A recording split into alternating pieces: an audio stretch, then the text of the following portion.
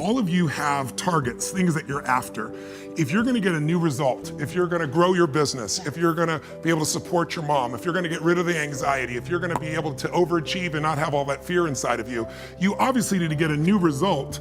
You're gonna have to get new action. We all know that. You don't get new results with old actions, doing the same thing. What human beings can do is amazing. What they will do is usually disappointing. It's not because we're not capable of it, it's because we don't have new actions because we get in certain emotional states that dominate us, like anxiety, like fear of failure, right? Like the fear of the loss of your mother as an example. So if you're in a state of fear, you're gonna behave very differently and get very different results, that's what that means right there, than if you were in a place of being courageous or bold or warm or connected or playful, any of those. So the most important key to changing your life in any situation is to change results, you gotta change behavior, but to change behavior, you gotta change the emotional state you're in. Now, how do you do that when you don't feel like it, right? Or it feels overwhelming? There are two ways, and I've done this with the greatest athletes in the world. I've done this with 4 different presidents of the United States. I've done it with billionaire clients. All you have to do to change your state is not try to think your way there, like I'm happy, I'm happy, I'm happy, and do a bunch of affirmations. Your brain's gonna go, BS, you are not happy, right? What you need to do is make a radical change in the way you use what we call your physiology. It's a big word, it just means the way you use your physical body. The way I'm speaking right now, because I got 5 minutes also, is sped up just a little bit. But if I said to you, there's a depressed person behind curtain number 1 over there, and I'll donate $100,000 to your best charity, your favorite charity, if you could describe what they're like physically. Tell me what's their posture like if they're depressed, you tell me.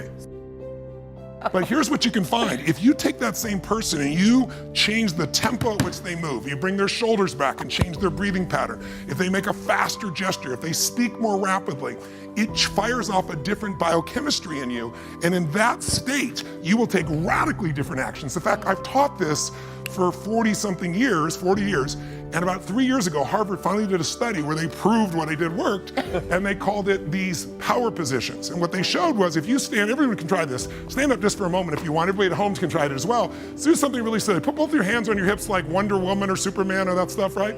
If you stand like this and you breathe deep for just 2 minutes, what the science found was that you will absolutely increase your testosterone by 20%, man or woman.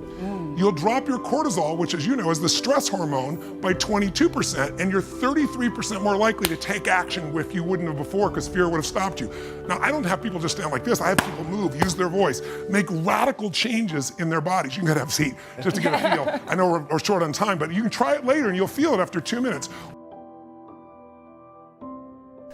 Many years ago, I started off poor. I started off broke. I started off pretty stupid. I started off having failed out of high school, and I drifted for a long time. I've done a good deal of traveling. When you are older, you call your drifting days traveling. And I've done a good deal of traveling. And over the years, I began to study the subject of success. And I had one simple idea that came upon me in my late teens, and I think it was the most important idea that I've ever had. And it was simply this, that if you study successful people and you do what they do, you'll be more successful. And if you study unsuccessful people and you avoid doing what they do, then you will not be a failure.